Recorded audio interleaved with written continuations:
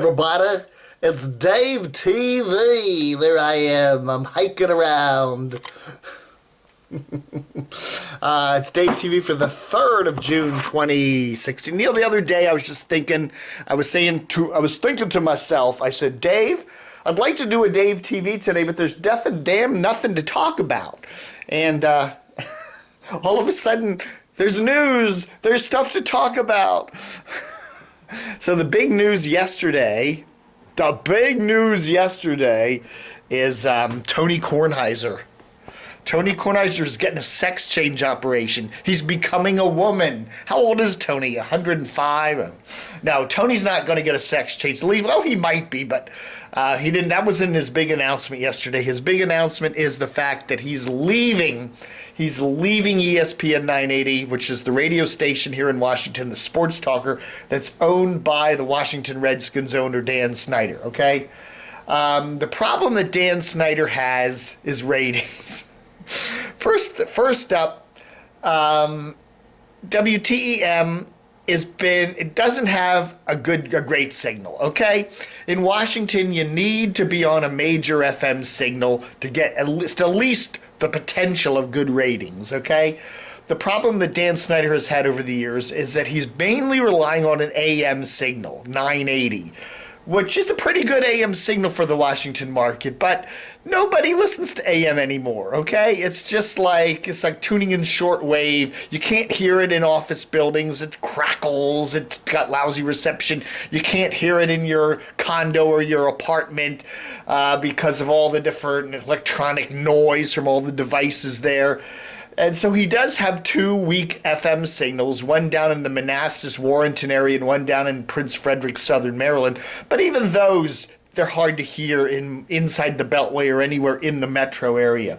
So that's to start with. Number 2, the other big problem that Dan Snyder has with WTEM is he's up against another major sports talker in the market with a better signal, okay? And that's CBS's WJFK-FM 106.7 The Fan, okay? That's just the reality of it. They have a better signal. They're mainly FM. They are FM. And they've always gotten higher ratings. They do a better advertising billing. And constantly, the only thing, really, that Dan Snyder has for WTEM is his Redskins. You know, they print money. The Redskins basically just, they put a machine there and just print the dollar bills. Anyway, when you look at the ratings for WTEM, and I'm punching them up here, the latest numbers here, these are the April ones because I got the actual demographic breakdowns per day part. Technical mumbo jumbo there. When you break down the day parts, every day part in the station gets 20th or worse. Okay? 20th or worse. Mornings 20th place. This was in the April ratings. Afternoon drive, 20th place. Evenings, 21st place. Weekends, 23rd place. The only time slot in the station that gets better ratings than 20th place is that midday late mornings one. That's got 15th place. Okay?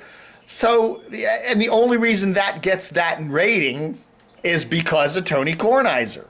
People, he used to work at the Washington Post. He's very colorful. He's, doesn't always talk sports. He's whatever. And he easily gets the best ratings on ESPN 980, okay? And I remember years ago, I mean, there were a couple years ago, 5, 6, 7, 8, 10 years ago, he was hot in Washington radio. Everybody wanted Tony on their station, all newsers, any talker, even some of the rock stations. There was even rumblings he was going to move over to do the morning show on a classic rock station. But anyway, so, what's up with Tony? Well, he's getting older. I Tony's getting to be an older dude, and his audience ages with him, and you bring in older demographics, and that's not what advertisers want. So basically, that's kind of it. And his workload, he's getting older. He does the PTI stuff for ESPN and some other things, and he probably just, hey, be done with it. Now, the other thing I thought about was Tony always would hint during the summer. He'd always take most of the summers off. And he'd always say stuff like, okay, I'm leaving, and that would be in June. And he'd always come back in September. Okay, he'd always take July and August off. And he'd always make a big production out of it, like, I'm leaving. Am I coming back? And he'd always come back. And they kind of always would, or he'd make some things like, I don't like the station, or there's certain things I don't like, and I'm going away. So I don't know.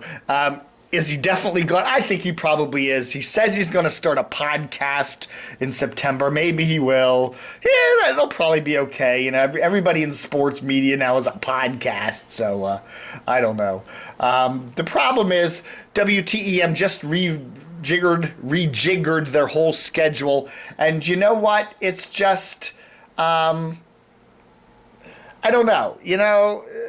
It's arranging the deck chairs on the Titanic.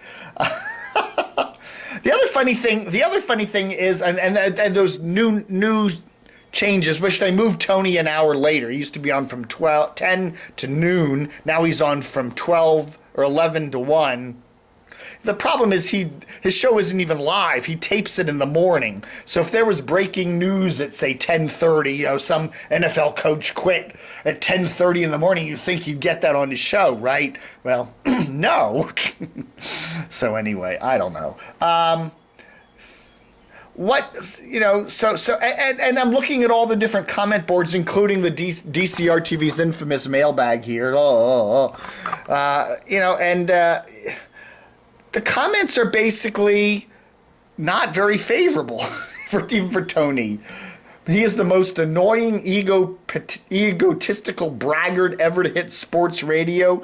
Who wants to hear his cackling group laughing at his every thought? Who wants to hear somebody IDing well-known rock songs and reciting lyrics? Who wants to hear somebody brag about their purchases of cars, TVs, and home improvements? I never listened to his show, I never listened to his show. There you go. But I know a passionate informed critique when I hear one. Sadly, anyway, blah, blah, blah, blah, blah. I'm reading quite a few of those people. Tony K is gone. Glory be. Many thanks to everyone involved. Hard to imagine a market for this insufferable, whiny New Yorker. Blah, blah, blah, blah, blah, blah. I hope he takes his band of laugh track cronies with him. He mentioned he supports Hillary Clinton. He's horrible. I don't know. There's a lot of comments like that. Most of the comments you're reading are good riddance, that kind of thing. So I don't know. The problem that WTEM has, Dan Snyder has, basically, is he probably just needs, I've said this over and over again, Dan Snyder needs to get out of the broadcasting business and focus on his sports team.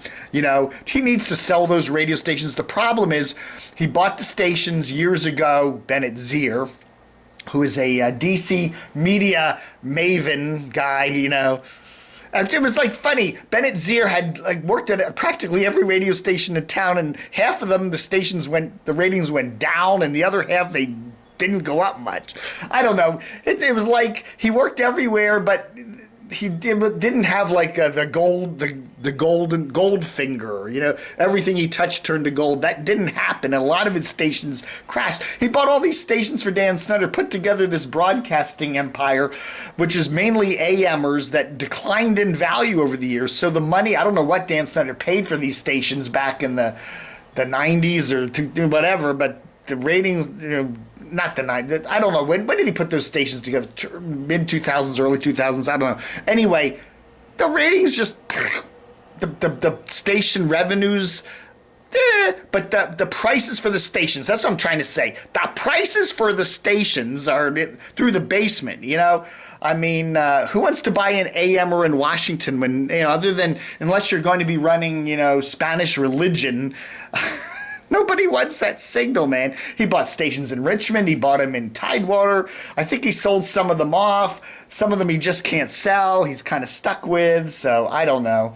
He needs to just somehow he needs to get out of the radio business and focus on his teams.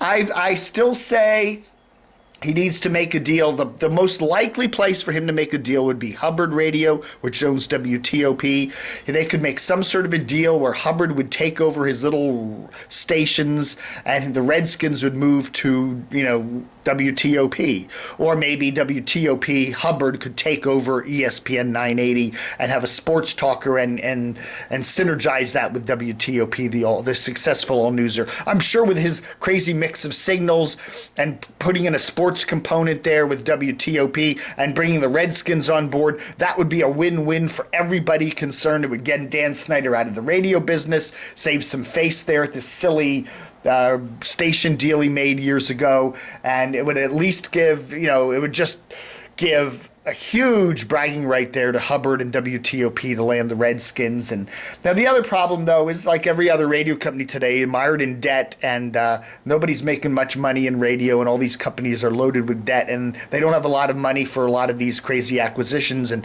if Dan Snyder wants a ton of money for his crappy little stations, he's not going to get it. But I don't know, something like that, some kind of a promotional deal or something with Hubbard, and Hubbard would take over operations of the radio station, at least, the sports talker there, and somehow synergize it.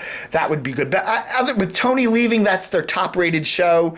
And this new lineup they have, which is just kind of the same people in different places, I can't see them getting much better than 20th place. Yes, WTEM will go up in the ratings this fall with the Redskins on it. They always do. But, were the Redskins going to be any good this year? The last couple of years. The last year, even the Redskins weren't very good.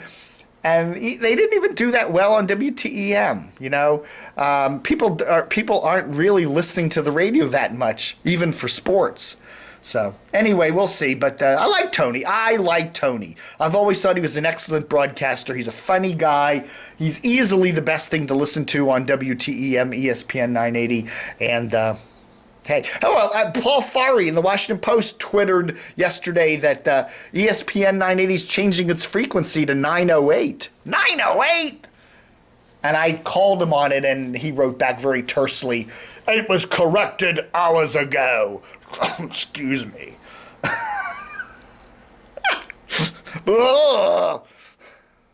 Anyway, so Paul Farley was wrong. ESPN is not becoming ESPN 908. So anyway, thanks for watching Dave TV for the 3rd of June, 2016. Buck 'em, Dano.